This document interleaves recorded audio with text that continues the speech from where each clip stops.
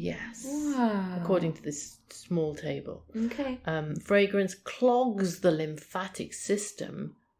So you have fragrance and you just start swelling up with fluid. Wow. Fluid no longer drains through your body. Because of because number 19. It's clogged. Major organ system toxicity from the fragrance. Oh my god. Is what happens. Okay. And it's just this sort of nonsense. So polyethylene glycol, PEG, have you seen PEGs and things? Direct link to, they put direct link to, and then in capitals, cancer. Organ system toxicity. Sorry, I'm not laughing at cancer, obviously. No. If you're going to write cancer in capital letters. Why didn't that cancer, the original cancer, deserve so capital SLS letters? causes cancer, but not cancer in capital letters. Small just cancer. sort of a smallish cancer. Okay.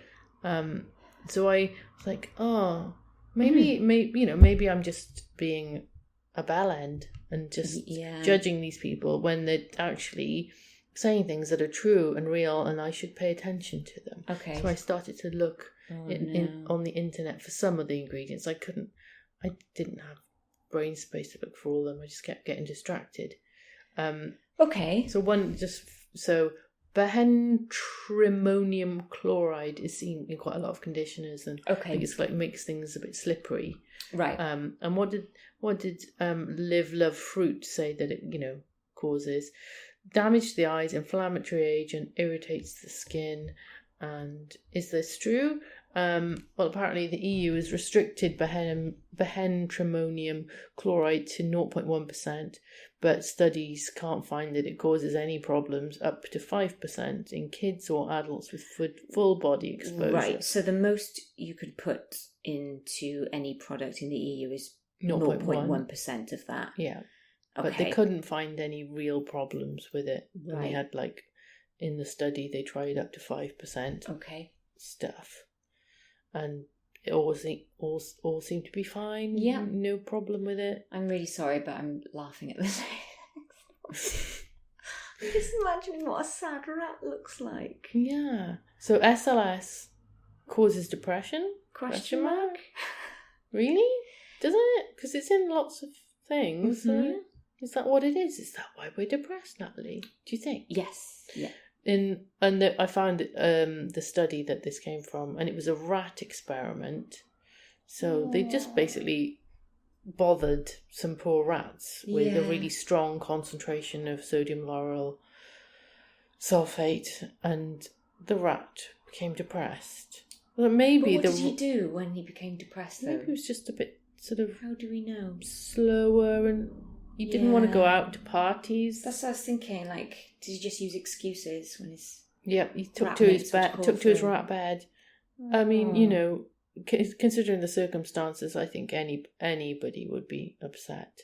Yeah, you're a rat that's been experimented on. Yeah. Do you think that... The baseline is not happiness, is it? Would that... he's covered in SLS, and the skin is really, itchy. Yeah. So would you think that would mean that SLS causes depression? No. I just think it's a pissed off rat. Yeah. Oh, that's really sad. Yeah, poor rats. That's awful. But, I don't think that we need to jump to the conclusion that SLS in hand wash causes depression in humans. Yeah.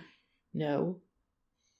And then the one that was in capital letters, polyethylene glycol, cancer. Yeah.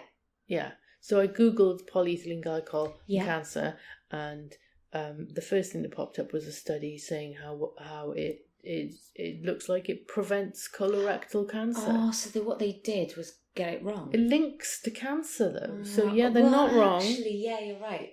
That's clever, isn't it? Yeah. Direct link to curing cancer. Yeah. The only concern, there's some other stuff, and I found that the only concern is that PEGs, polyethylene glycol, could be the manufacturing process means that it could be contaminated with a small amount of other chemicals that could be damaging. There's a particular one called 1,4-dioxane. Right. So it's only theoretical. It might not be contaminated with it, but it's possible. Like a bit of a tenuous link. And they don't even know if this stuff does cause cancer. So there's a website called the Agency for Toxic Substance and Disease, and that was quite handy. It had a lot of information about the evidence behind the findings, and So we should really put that link up on the Facebook thing. I think because it's really good. Because we're not making fun of people who obviously want to lead a chemical-free life, because no one wants to. But don't listen to MLM Huns. I can't say it. It's really hard to say. MLM Huns who are trying to sell you something and making out that things are bad. Yes. Well, my cream doesn't have it in, so this cream is good. And also they're trying to sell you something. Yeah, and I think just take it with a pinch of salt when someone throws around the words chemicals and toxic as well. Yeah. We know that. Do your own research. But then I don't like saying that phrase because it makes me... reminds me of anti-vaxxers. Yeah. Educate yourself, hun. I feel sick. Do we need to be concerned about toxins and chemicals? Maybe Americans do. I don't know. Yeah, it sounds... Yeah. They're not regulated like the EU is. That really surprises me. Don't know why.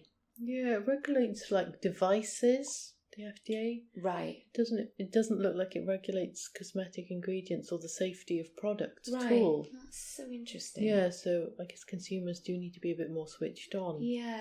Especially because there's been deaths associated with paint stripper that was... Yeah. Oh, that sounds dreadful. Yeah, awful. And these websites and Instagram pages might make out that something's toxic, but